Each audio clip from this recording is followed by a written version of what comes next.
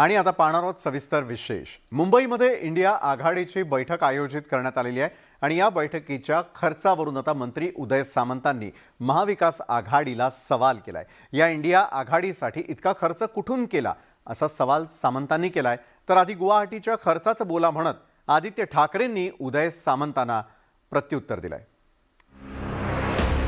Renaissance विरुद्ध grand हयात, बैठकीच्या खर्चावरून आरोप प्रत्यारोप, 14 तासांसाठी करोडो रुपयांचा खर्च, सामंत ठाकरेंमध्ये जुंपली, विरोधकांची इंडिया या आघाडी नावाखाली मुंबईत 2 दिवसांची बैठक होतीये।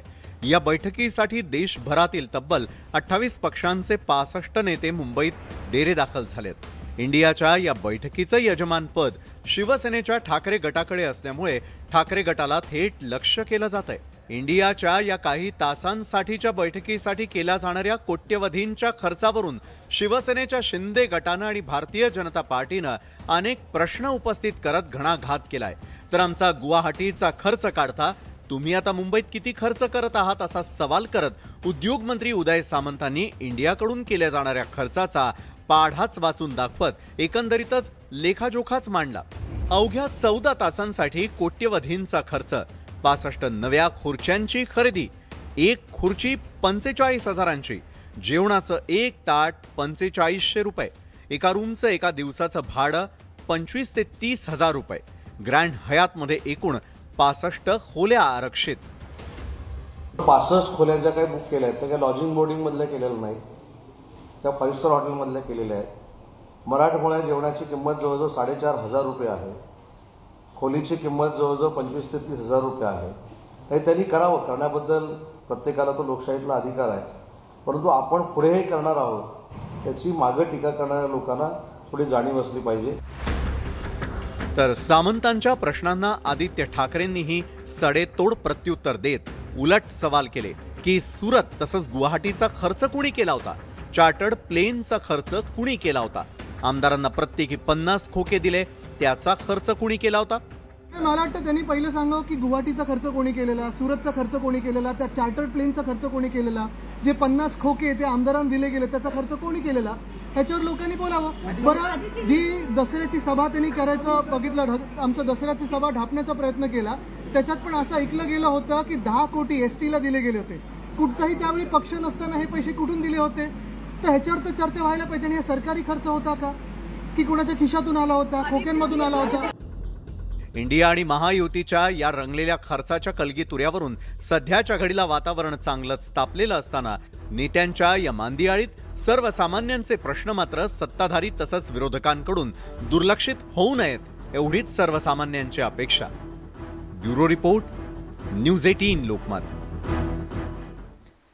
इंडियाची मुंबईमध्ये 2 दिवस बैठक होतीये आणि त्या पार्श्वभूमीवर सत्ताधारी आणि विरोधकांमध्ये चांगलाच कलगीतुरा रंगलाय। आणि विशेष करून शिंदेंच्या शिवसेनेच्या नेत्यांनी बाळासाहेबांच्या विचारसरणीवरून काँग्रेस सोबत जाण्यावरून ठाकरेंच्या शिवसेनेला डिवचत थेट सवालही केलेत। बैठकीवरून सामना, पाहुणे शिवतीर्थावर जातील का, केसरकरांनी डिवचलंय।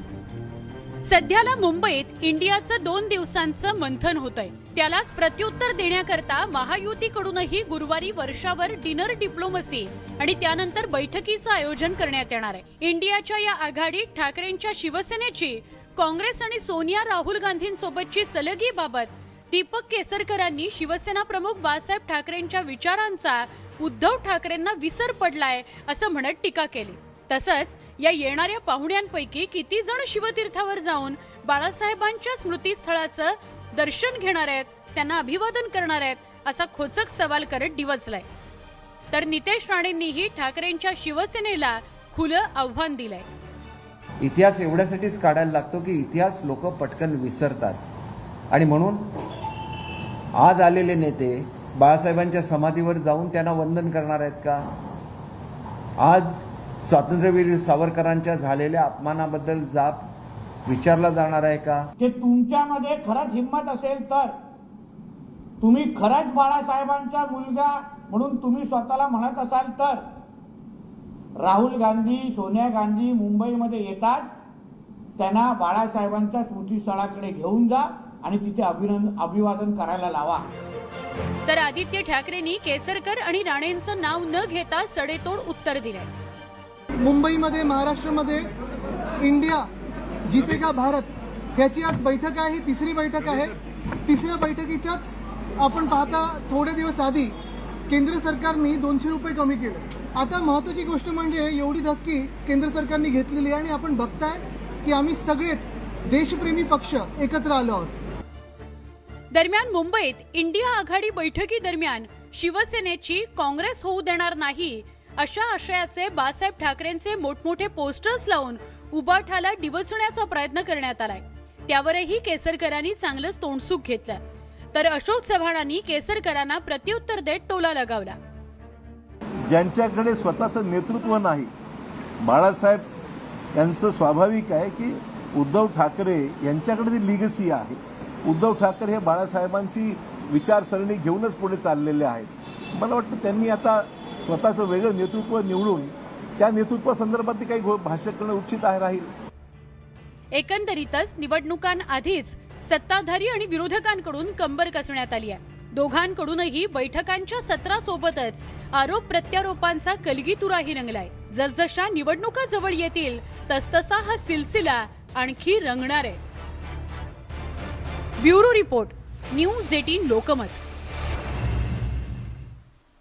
इंडिया आघाडीची तिसरी बैठक मुंबईमध्ये पार पडतेय आणि या बैठकीतून आगामी लोकसभा निवडणुकीची रणनीती आखली जाण्याची शक्यता आहे. तब्बल 28हून जास्त पक्ष इंडिया आघाडीत एकत्र आल्यानं या सर्वांमध्ये समन्वय साधण्याचं मोठं आव्हान राहणार आहे.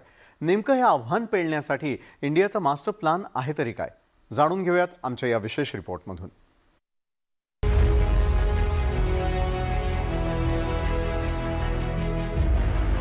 तिसऱ्या महाबैठकीच्या निमित्तानं मुंबईमध्ये इंडिया आघाडीच्या नेत्यांची ही मांदियाळी. देश पातळीच्या दिग्गज नेत्यांनी मुंबईत हजर होत भाजप विरोधात रणशिंग फुंकण्याची तयारी केली आहे. आधी पाटणा, नंतर बेंगळुरू आणि आता मुंबईत भाजप विरोधी पक्षांची बैठक होतीये.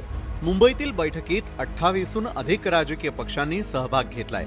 त्यामुळे या सर्व पक्षांना एकत्र ठेवण्यासाठी या बैठकीत रणनीती आखली जाणार आहे. त्याचा भाग म्हणून सर्व पक्षांचा एक किमान समान कार्यक्रम आखला जाणार आहे. एकत्रितपणे लोकसभा निवडणूक लढणं, निवडून येण्याची क्षमता असलेल्यांना उमेदवारी देणं, दिलेल्या उमेदवाराला सर्व मित्र पक्षांनी मदत करणं, भाजप विरोधात संयुक्तपणे निवडणूक लढवणं, उमेदवारांसाठी सर्व पक्षाचे नेते कार्यकर्त्यांचा प्रचार, काँग्रेस आणि प्रादेशिक पक्षात समन्वयाची भूमिका, विविध पक्षांमधील समन्वयासाठी अजेंडा ठरवणं. असं आहे की आम्ही जागा वाचवायची चर्चा सुरू केलेली नाही. आमच्या पहिल्या 2 ज्या बैठका झाल्या त्या महत्त्वाच्या होत्या आणि उद्या इथून पुढचा आपला सामूहिक कार्यक्रम काय असावा याच्या संबंधीची चर्चा होण्याची शक्यता आहे. मुंबईतील बैठकीच्या माध्यमातून इंडिया आघाडीनं भाजपला कोंडीत पकडण्याची रणनीती आखली आहे. त्यांनी वर्षावर बैठक घेऊ द्या किंवा चांद्रयान 3 खाली बोलवून त्यातून वर जाऊन वर बैठक घेऊ द्या. मी सांगितलंय ना, इंडिया अलायन्सचा पराभव करणं आता कोणाच्या बापाला शक्य नाही. आम्ही एक आहोत आणि एकत्र राहणार. इंडिया आघाडीच्या बैठकीत देशभरातून भाजप विरोधकांची गर्दी झालेली असतानाच भाजप आणि एनडीएच्या नेत्यांनी मात्र टीकेची झोड उठवली आहे. काल परवा कोणीतरी सांगितलं, प्रधानमंत्री पदासाठी आमच्याकडे अनेक चेहरे आहेत. भाजपकडे दुसरा चेहरा कोण आहे ते सांगावं. अनेक चेहरे कुणाला असतात आपल्याला माहित आहे. अनेक चेहरे रावणाला असतात. एकंदरीतच मुंबईतील बैठकीमुळे महाराष्ट्रातील राजकारण तापल्याचं पाहायला मिळत आहे. या बैठकीतून तब्बल 28 पक्ष भाजप विरोधात एकत्र येत आहेत. त्यामुळे या सर्व पक्षांमध्ये असाच एकोपा राहिला तर आगामी काळात इंडिया आणि भाजप असा थेट संघर्ष होण्याची शक्यता आहे. त्यामुळे या संघर्षात पुढे काय घडतं हे पाहणं महत्त्वाचं ठरणार आहे. Bureau report, news 18 Lokmat. India आघाडीनं बैठकीच्या माध्यमातून राजकीय वातावरण ढवळून काढलेलं आहे. एनडीएला रोखण्यासाठी इंडिया आघाडीनं कंबर कसलेली आहे. पण या आघाडीत संयोजक पदावरून सुंदोपसुंदीची शक्यता वर्तवली जाते.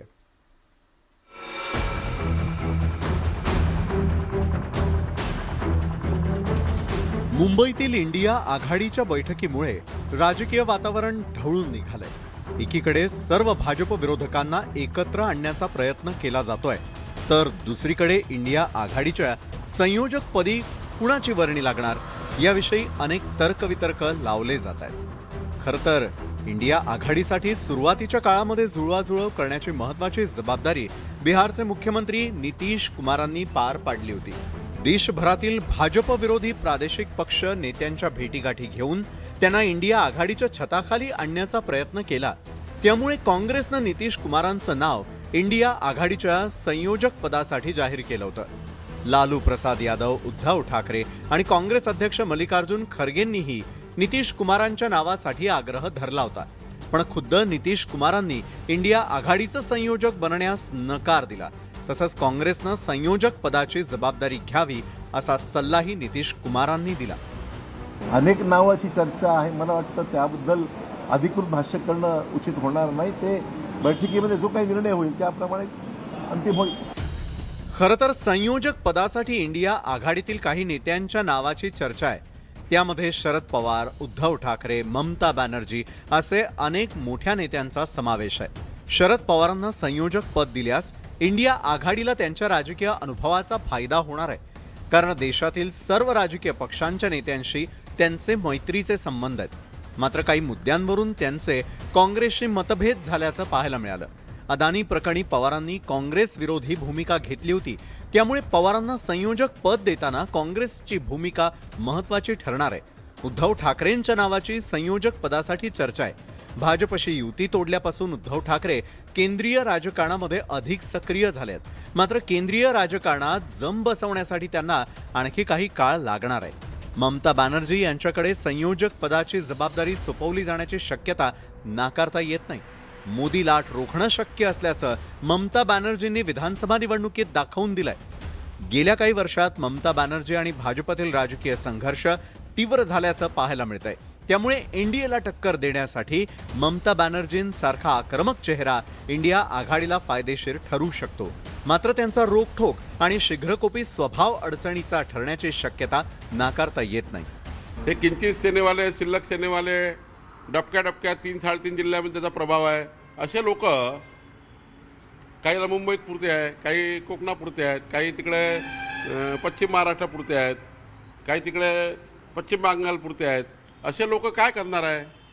आणि त्यामुळं देशाला 140 कोटी जनतेला मोदीजीच प्रधानमंत्री पाहिजे आहे. इंडिया आघाडीत जवळपास 26 लहान मोठे पक्ष एकत्र आलेत. या सर्व पक्षांमध्ये समन्वय राखताना संयोजकाची भूमिका महत्त्वाची ठरणार आहे. त्यामुळे संयोजक निवडताना इंडिया आघाडीत बरीच रस्सीखेच होण्याची शक्यता आहे. Bureau report, news 18 Lokmat. India आघाडीच्या तिसऱ्या बैठकीसाठी देशभरातून भाजप विरोधक मुंबईत दाखल झाल्यात. पण महाविकास आघाडीनं मात्र उद्धव ठाकरेंसोबत असलेल्या वंचित बहुजन आघाडीला निमंत्रण न दिल्यानं नवा राजकीय वाद निर्माण झालाय. त्यामुळे प्रकाश आंबेडकरांना इंडिया आणि महाविकास आघाडीमध्ये स्थान मिळवणं कठीण बनलंय का, अशी चर्चा आता सुरू झाली आहे. आंबेडकर इंडियाच्या बैठकीपासून वंचितच, बैठकीचं निमंत्रण नसल्यानं आंबेडकर नाराज, आंबेडकरांशी बोलू, उद्धव ठाकरेंची प्रतिक्रिया. आंबेडकर इंडियासोबत जाणार की दूर राहणार?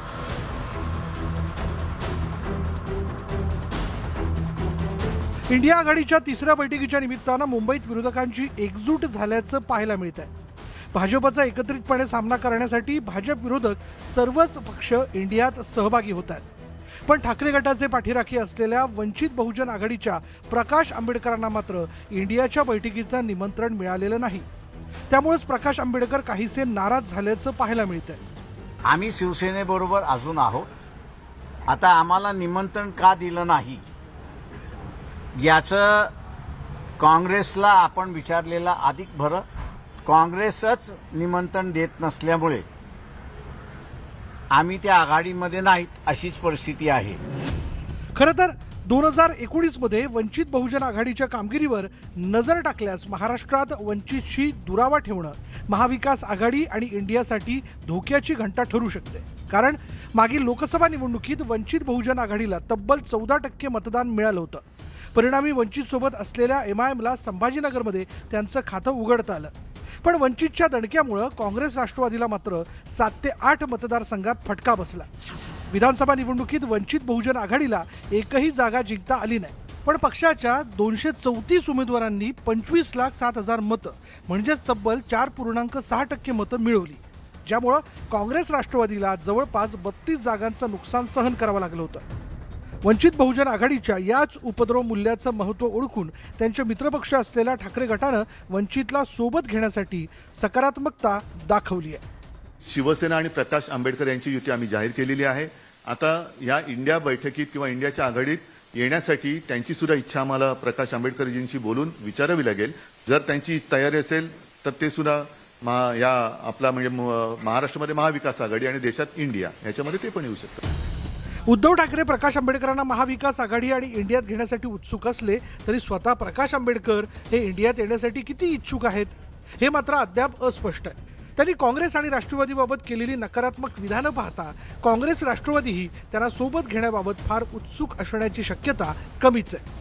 त्यामुळे वंचित बहुजन आघाडी इंडियासोबत राहते की इंडिया आघाडीच्या विरोधात जाते हे पाहणं महत्त्वाचं ठरणार आहे. Bureau report, news 18 Lokmat. सविस्तर घडामोडी आपण बघूया. मंत्रालयातील फायलींचा प्रवास आता वाढणार आहे. आता असं मी का म्हणतोय, कारण देवेंद्र फडणवीसांचा सही शिवाय अजित पवारांची कोणतीही फाईल मुख्यमंत्र्यांकडे निर्णयाकरता जाणार नाही, तसा आदेशच मुख्य सचिवांनी जारी केलाय. त्यामुळे अजित पवारांच्या वेगावर मर्यादा येणार असल्याची चर्चा राजकीय वर्तुळात सुरू झालेली आहे.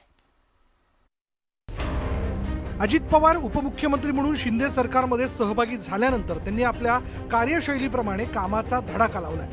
अधिकाऱ्यांच्या बैठका घेत निर्णय घेण्यास सुरुवात केली आणि त्यामुळे भाजप शिवसेनेत अस्वस्थता वाढल्याची राजकीय वर्तुळात चर्चा होती. पण शिंदे सरकारमध्ये अजित पवारांचं वन मॅन शो चालणार नसल्याचं स्पष्ट झालंय. अर्थमंत्री म्हणून अजित पवारांनी घेतलेल्या निर्णयाची प्रत्येक फाईल उपमुख्यमंत्री देवेंद्र फडणवीसांकडे जाणार आहे. फडणवीसांनी सही केल्यानंतरच ती फाईल अंतिम निर्णयासाठी मुख्यमंत्री एकनाथ शिंदेंच्या टेबलवर जाणार आहे. तसं पत्रच मुख्य सचिवांनी जारी केलंय. कुठलाही निर्णय घेण्याचा अधिकार हा मुख्यमंत्र्यांना असतो आणि तो अधिकार सर्वच लोक मान्य करत असतात, दादासुद्धा मान्य करत असतात. त्याच्यामुळे मी दादांशी ज्या ज्या वेळेला चर्चा करतो त्यावेळेला ते नेहमी सांगत असतात की हा माझा निर्णय आहे, परंतु उद्या मुख्यमंत्री महोदयांना वाटलं की वेगळा निर्णय घ्यावा तर मुख्यमंत्री म्हणून त्यांना तो अधिकार आहे. देवेंद्रजीकडे फाईल येणे म्हणजे ज्या पद्धतीने 5 वर्ष मुख्यमंत्री म्हणून देवेंद्रजींनी काम केलं आहे त्यांच्या कामाचा, त्यांच्या अनुभवाचं ॲडिशन आहे राज्य सरकारच्या विकासाला. अर्थ हा काढला पाहिजे की तिघांचे म्हणून सरकार हे कोऑर्डिनेशन चालत आहे. पण या आदेशामुळे अधिकाऱ्यांमध्ये संभ्रमाचं वातावरण निर्माण झालंय. तसंच फाईल्सचा प्रवासही वाढणार आहे. परिणामी निर्णय होण्यास वेळ लागणार असल्याचं अधिकाऱ्यांचं म्हणणं आहे. तर इकडे विरोधकांनी सरकारवर टीका केली आहे. सर्व सरकारच संशयाकडे एकमेकाकडे बघणार आहे आणि संपूर्ण तीनही पक्षामध्ये विश्वास राहिलेला नाही. तो अविश्वासातून निर्माण झालेली ही परिस्थिती आहे. कारण ज्यांना त्यांना आपापल्या समर्थकांना पोसायचं आहे, त्यामुळे ही परिस्थिती निर्माण झाली असावी असं मला वाटतं. अजित पवारांनी नुकतंच सहकारी साखर कारखान्यांच्या कर्जासंदर्भात एक निर्णय घेतला होता. मात्र आठवड्याभरात फडणवीसांनी तो आदेश फिरवल्याचं पाहायला मिळालं. आता अजित पवारांनी सही केलेली प्रत्येक फाईल फडणवीसांच्या टेबलवरून जाणार आहे. त्यामुळे राजकीय वर्तुळात अनेक तर्कवितर्क लावले जात आहेत. सत्तेत सामील होतानाच महायुतीचे काही नियम ठरले होते. असं असतानाही अजित पवारांनी सहकारी साखर कारखान्यांबाबत एकाकी निर्णय का घेतला आणि यामुळेच मुख्यमंत्री एकनाथ शिंदे आणि उपमुख्यमंत्री देवेंद्र फडणवीस यांनी अजित पवारांचा सहकारी साखर कारखान्यांबाबतचा निर्णय रद्द करून अजित पवारांना महायुतीच्या नियमांची आठवण करून दिली, असं आता सत्तेतील मंत्रीच बोलतायत. या सर्व घडामोडींनंतर अजित पवार नेमकं काय बोलतील, ते कसं व्यक्त होतील याकडे सगळ्यांचं लक्ष लागून आहे. व्हिडिओ जर्नलिस्ट गणेश काळेसह अजित मांढरे, न्यूज 18 लोकमत, मुंबई. सांगलीच्या खानापूर विटा मतदारसंघातून भाजपचे विधान परिषदेचे आमदार गोपीचंद पडळकर यांनी 2024ची निवडणूक लढवण्याचे संकेत दिले. मुख्यमंत्री शिंदे यांचे कट्टर समर्थक आमदार अनिल बाबर यांचा हा पारंपरिक मतदारसंघ आहे. त्यामुळे जागा वाटपाआधीच महायुतीत ठिणगी पडून तिढा निर्माण होण्याची शक्यता आहे. 1,00,000% 2024ची निवडणूक आपल्याला लढायची आहे आणि तुमच्या पाठबळावर गोपीचंद पडळकरांच्या या महत्वाकांक्षी वक्तव्यानं महायुतीमध्ये मिठाचा खडा तर पडणार नाही ना, किंवा जागा वाटपाआधीच ठिणगी पडून नवा तिढा तर निर्माण होणार नाही ना, याचीच पंचक्रोशीत दबक्या आवाजात चर्चा रंगतीये. महायुतीच्या नेत्यांकडून वारंवार स्पष्ट केलं जातंय की आगामी स्थानिक स्वराज्य संघटनांच्या निवडणुकांसह भविष्यातल्या लोकसभा आणि विधानसभा निवडणुकाही भाजप आणि शिंदेंची शिवसेना आणि अजित पवार गट एकत्रितच लढणार आहे. मात्र आता पडळकरांच्या या नव्या घोषणेनं शिंदे गट आणि भाजपमध्ये संघर्ष उफाळून येण्याची शक्यता आहे. 1,00,000% 2024 ची निवडणूक आपल्याला लढायची आहे आणि तुमच्या पाठबळावर त्याच्यासाठी काही करायला लागलं तर चालेल. हाच संदेश सगळ्या लोकांना तुम्ही ठामपणे द्या. 100% आपल्याला ती निवडणूक 2024 ची लढायची आहे. खानापूर तालुक्यातल्या गावागावातल्या सगळ्या इतकी जबरदस्त झाल्या, खरंच कौतुकास्पद स्कीम झाली आहे. या मतदारसंघांमध्ये गेल्या 2 टर्मपासून अनिल बाबर विजयी झाले, पण वेळोवेळी बाबरांना कधी राष्ट्रवादीच्या तर कधी भाजपच्या कुबड्यांचा सहारा घ्यावा लागलाय. सध्या राज्यात जरी महायुतीचं सरकार असलं तरी स्थानिक पातळीवर मात्र बाबर विरुद्ध पडळकर यांच्यातला हा संघर्ष पार टोकाला गेलेला आहे. पाणी हा मुद्दा या ठिकाणी अजूनही काही गावे पाण्यापासून वंचित राहिली जरी असली तरी पाणी या मुद्द्यावर अनिल बाबर हे बऱ्यापैकी किंवा युतीचं सरकार हे बऱ्यापैकी यशस्वी ठरले आहे. त्यामुळं सध्या तरी मतदारांचा कौल हा आमदार अनिल बाबर, विद्यमान आमदार अनिल बाबर यांच्या बाजूने दिसतो आहे. गोपीचंद पडळकरांच्या निवडणूक लढवण्याच्या घोषणेबाबत शिवसेना शिंदे गटातले विद्यमान आमदार अनिल बाबर यांच्याशी संपर्क साधला असता त्यांनी याबाबत कॅमेऱ्यासमोर प्रतिक्रिया द्यायला नकार दिला. मात्र उद्योगमंत्री उदय सामंतांनी महायुतीचे उमेदवार म्हणून अनिल बाबरच दिसतील असं ठाम वक्तव्य केलंय. अनिल बाबर हे आमचे ज्येष्ठ सहकारी आहेत. गोपीचंद पडळकर काय म्हणतात त्याच्यापेक्षा देवेंद्रजी काय म्हणतात हे आमच्या दृष्टीनं महत्त्वाचं आहे आणि त्या मतदारसंघातनं अनिल बाबरच हे आमचं नेतृत्व करतील. आमच्या महायुतीचे उमेदवार म्हणून अनिल बाबरच त्या ठिकाणी लढतील आणि फार मोठ्या मताधिक्यानं निवडून येतील. सध्या खानापूर विटा मतदारसंघात कोणत्याही पक्षाचं संपूर्ण असं प्राबल्य नाही. या ठिकाणी महायुतीतील शिवसेना शिंदे गट, राष्ट्रवादीचा अजित पवार गट आणि भाजप अशी एकत्रित निवडणूक झाल्यास युतीच्या उमेदवाराला त्याचा फायदा होऊ शकतो. मात्र भाजपचे आमदार पडळकर यांनी आता शिंदे गटातल्या आमदारांसमोरच निवडणूक लढवणार असल्याच्या खुल्या दिलेल्या आव्हानामुळे नवा तिढा निर्माण झालाय, एवढं मात्र खरं. सांगलीहून आसिफ मुरसलसह ब्युरो रिपोर्ट, न्यूज 18 लोकमत.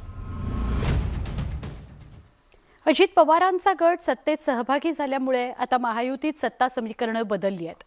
त्यामुळेच तिन्ही पक्षांमध्ये समन्वय राखण्यावर भर दिला जातोय. तसंच आगामी लोकसभा निवडणुकीकरता महायुती सुरू केलेली आहे.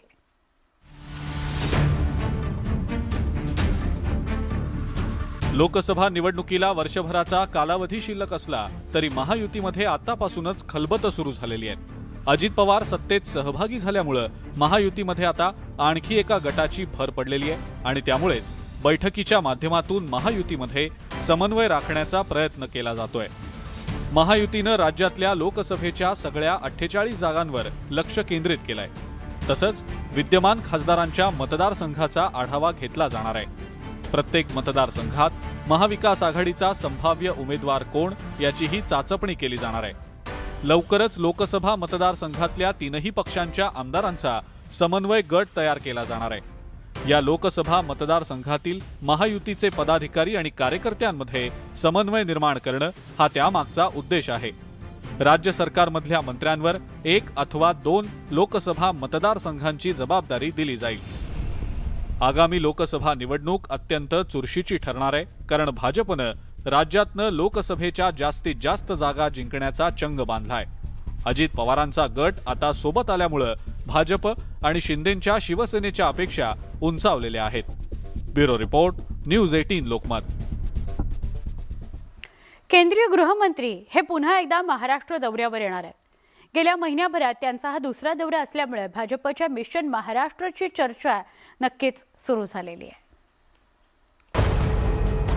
येत्या 17 सप्टेंबरला केंद्रीय गृहमंत्री अमित शहा महाराष्ट्राच्या दौऱ्यावर येणार आहेत. मराठवाडा मुक्तीसंग्राम अमृत महोत्सवी समारंभाला अमित शहा हजेरी लावणार आहेत. अमित शहांच्या या दौऱ्यामुळे राजकीय वर्तुळात नवी चर्चा सुरू झालेली आहे. त्यामागचं कारण म्हणजे अवघ्या महिन्याभरात अमित शहा यांचा हा दुसरा महाराष्ट्र दौरा आहे. भाजपच्या केंद्रीय नेतृत्वानं महाराष्ट्रावर अधिक लक्ष केंद्रित केल्याचं बोललं जात आहे.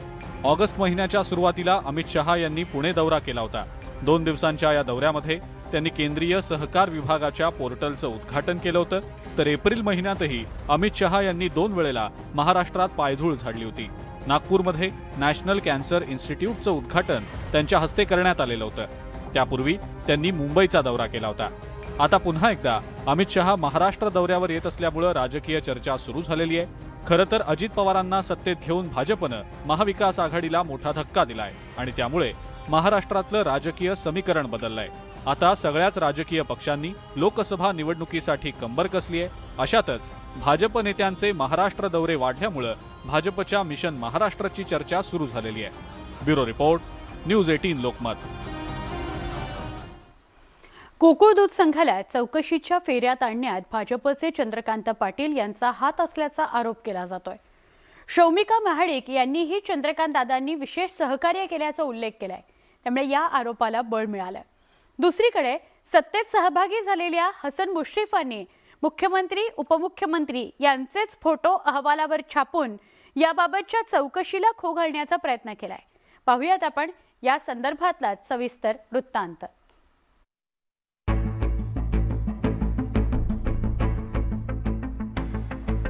कोल्हापूरचा गोकुळ दूध संघ चौकशीच्या फेऱ्यात अडकला. सतेज पाटील आणि हसन मुश्रीफ यांच्या ताब्यात असलेल्या या संघात गैरव्यवहार झाल्याचा आरोप करत महाडिक गटानं राज्य सरकारकडे चौकशीची मागणी केलेली. सत्ताधारी सतेज पाटील गट कोर्टात गेल्यानं गोकुळचे शासकीय लेखापरीक्षण लांबणीवर पडलं होतं. आता मात्र सतेज पाटील गटाची याचिका फेटाळल्यानं गोकुळच्या चौकशीचा मार्ग मोकळा झालाय. उच्च व तंत्र शिक्षण मंत्री चंद्रकांत पाटलांनी गोकुळला चौकशीच्या फेऱ्यात आणल्याचं बोललं जात आहे. विशेष म्हणजे महाडिक गटाच्या शौमिका महाडिक यांच्या विधानामुळे यावर एक प्रकारे शिक्कामोर्तब झालंय. चंद्रकांत दादांचं सुद्धा खूप चांगलं सहकार्य इथे लाभलेलं आहे मला, आणि मला तुमच्या सर्वांच्या माध्यमातून त्या प्रत्येक व्यक्तीचं म्हणजे कोल्हापूर जिल्ह्यातल्या प्रत्येक व्यक्तीचं मनापासून आभार मानायचं आहे. ही फक्त सुरुवात आहे. सुरुवात चांगली झालेली आहे आणि मला निश्चित खात्री आहे की याच्या पुढे सुद्धा सगळं चांगलं होणार आहे. पण मागील 2 महिन्यात चित्र बरंच बदललंय. आधी विरोधात असलेले हसन मुश्रीफ आता सत्ताधारी गटात सहभागी झाल्यात. त्यामुळे गोकुळ दूध संघ चौकशीच्या फेऱ्यात येऊ नये यासाठी मुश्रीफांनी राजकीय खेळी करत मुख्यमंत्री आणि उपमुख्यमंत्री यांचे फोटो अहवालावरती छापलेत. तर चौकशीचे आदेश देणाऱ्या राधाकृष्ण विखे पाटील यांचाही फोटो अहवालावरती छापण्यात आलाय. त्यामुळे गोकुळचा हा अहवाल चर्चेचा विषय बनलाय. राजाश्रय मिळाल्याशिवाय गोकुळ वाढणार नाही असं म्हणत गोकुळच्या अध्यक्षांनीही या फोटोंचं समर्थन केलंय. देवेंद्र फडणवीस, अजितदादा, दुसऱ्या पानावर राधाकृष्ण पाटील ज्यांनी आमची चौकशी लावली त्याचा फोटो घातला आहे. आपले काही नेते मुश्रीफचा फोटो घातला आहे आणि ह्यांचाही फोटो घातला आहे, कोणाचा बंटी साहेबांचा. जर आमच्या डोक्यात असतं नाही जरा राधाकृष्ण त्यांची जास्त ऐकायला असं काही प्रकार नाही. शेवटी शासन दरम्यान आहे, आम्हाला सगळ्यांचं सहकार्य पाहिजे आहे आणि राजाश्रय महत्त्वाचं असतोय.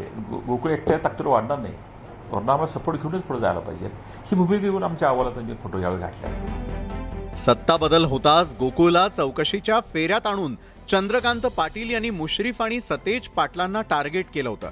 आता मुश्रीफांच्या सत्ता सहभागानंतर संपूर्ण गोकुळलाच आपल्या बाजूनं खेचण्याची खेळी भाजपनं सुरू केल्याची चर्चा आहे. त्यामुळे सतेज पाटलांच्या सोबतीनं गोकुळवर सत्ता काबीज केलेले हसन मुश्रीफ आता नेमकी काय भूमिका घेतात हे पाहणं महत्त्वाचं ठरणार आहे. ज्ञानेश्वर साळोखे, न्यूज 18 लोकमत, कोल्हापूर. पुण्यात एकीकडे प्रशासनाचा कारभार हाकण्यावरून महायुतीतल्या 2 दादांमध्ये कोल्ड वॉर सुरू आहे. पण यातच आता कसब्यामध्ये विकासाचा 15 कोटींचा निधी पळवण्यावरून आरोप प्रत्यारोपांच्या फैरी झडू लागल्यात. नेमकं घडलं काय जाणून घेऊयात. कसब्याचे 10 कोटी पर्वतीला पळवले. आमदार रवींद्र धंगेकर यांचा गंभीर आरोप. टक्केवारीच्या वादातून निधी रद्द झाला. धंगेकरांच्या आरोपांवर भाजपचा पलटवार. कसब्याच्या दिवंगत आमदार मुक्ता टिळक यांनी आजारपणातही कसबा मतदारसंघात 10 कोटींचा निधी मंजूर केला होता. त्यांच्या निधनानंतर विद्यमान आमदार रवींद्र धंगेकरांनीही त्यांची कामं पुढे सुरू ठेवण्याचा निर्णय घेतला. पण भाजपच्या पालकमंत्र्यांनी ही कामं नगरविकास खात्याकरवी रद्द केल्याचा आणि हा 10 कोटींचा विकास निधी पर्वती मतदारसंघामध्ये वळवल्याचा आरोप धंगेकरांनी केलाय. वर्तबाग परिसरात खेळणी बसवणे, ओंकारेश्वरच्या इथं बैठक व्यवस्था करणे, ओंकारेश्वरच्या इथं घाट बांधणे, लिंबेवाडीमध्ये मलनिस्तारण टाकणे, दोरांकूर हॉटेलच्या बाजूला रस्ता विकसित करणे, ओंकारेश्वरमध्ये रोड सुशोभित करणे, काही ठिकाणी नारायणपेठ असेल, सगळं रद्द झालं. ही सगळी जवळजवळ माझी 100 कामं पहिली रद्द केली. भाजपनं मात्र हे आरोप फेटाळून लावलेत. आमदार रवींद्र धंगेकर सहकार्य करत नसल्यामुळं हा निधी परत गेल्याचा पलटवार मुक्ता टिळक यांचे पती शैलेश टिळकांनी केलाय. तर भाजपचे स्थानिक नेते हेमंत रासने यांनी मात्र कंत्राटं आणि टक्केवारी नेमकी कुणी लाटायची या वादामध्ये हा निधी परत गेल्याचा आरोप केलाय. विद्यमान आमदारांना विनंती केली की हा निधी टाईमच्यासाठी आलेला आहे, तर ती कामं पूर्ण करण्यासाठी आपण आम्हाला सहकार्य करावं. अनेकदा त्यांना सांगूनही त्यांच्याकडनं सहकार्य न मिळाल्यामुळे नाईलाजास्तव आम्हाला शासनाला हे कळवावं लागलं की आम्ही हे काम करण्यास असमर्थ आहोत, त्यामुळे आपण हा निधी परत करत आहोत.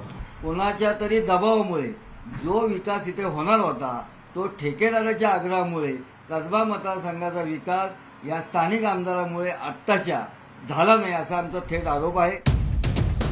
रासने यांच्या टक्केवारीच्या आरोपांवर आमदार धंगेकरांनी जोरदार प्रत्युत्तर दिलंय. स्टँडिंगमध्ये टक्केवारी खाणाऱ्यांनी आमच्यावर घाणेरडे आरोप करू नयेत असा पलटवार धंगेकरांनी केलाय. हेमंत रासने टक्केवारीचा स्टँडिंग कमिटी चेअरमन होता. चंद्रकांत पाटलांनी त्यांनी टक्केवारी करून महानगरपालिका धुतली. त्याच्या वार्डात 500 कोटीची कामं केली 5 वर्षात. आज त्या वार्डाची परिस्थिती बघा. त्यांनी मला नाही शिकवलं पाहिजे हे कसं निधी आणायचा आणि कसा. हा निधी का त्यांच्या घरातला नाही, चंद्रकांत पाटलाच्या मालमत्ता नाही. दिवंगत आमदार मुक्ता टिळक यांनी शिफारस केलेल्या निम्म्या कामांची खरं तर वर्क ऑर्डर सुद्धा निघालेली होती. मग नेमक्या कुणाच्या तक्रारीवरून नगरविकास खात्यानं ही विकास कामं पुन्हा रद्द केली हा खरं तर संशोधनाचा विषय आहे. थोडक्यात काय तर श्रेयवाद म्हणा अथवा टक्केवारी याच वादात कसबा मतदारसंघातली जनता मात्र 10 कोटींच्या निधीला मुकली हेच कटू वास्तव या निधी पळवापळवीमुळं समोर आलेलं आहे. व्हिडिओ जर्नलिस्ट गणेश कदमसह चंद्रकांत फुंदे, न्यूज 18 लोकमत, पुणे. न्यूज 18 लोकमत विशेषमध्ये पुन्हा एकदा स्वागत. इंडिया आघाडीच्या 3ऱ्या बैठकीकरता देशभरातून भाजप विरोधक मुंबईत दाखल झालेले आहेत. पण महाविकास आघाडीनं मात्र उद्धव ठाकरेंसोबत असलेल्या वंचित बहुजन आघाडीला निमंत्रण न दिल्यानं नवा राजकीय वाद निर्माण झालाय. त्यामुळे प्रकाश आंबेडकरांना इंडिया आणि मवियात स्थान मिळवणे कठीण बनलंय का अशी चर्चा नक्कीच सुरू आहे. आंबेडकर इंडियाच्या बैठकीपासून वंचितच, बैठकीचं निमंत्रण नसल्यानं आंबेडकर नाराज, आंबेडकरांशी बोलू उद्धव ठाकरेंची प्रतिक्रिया, आंबेडकर इंडियासोबत जाणार की दूर राहणार.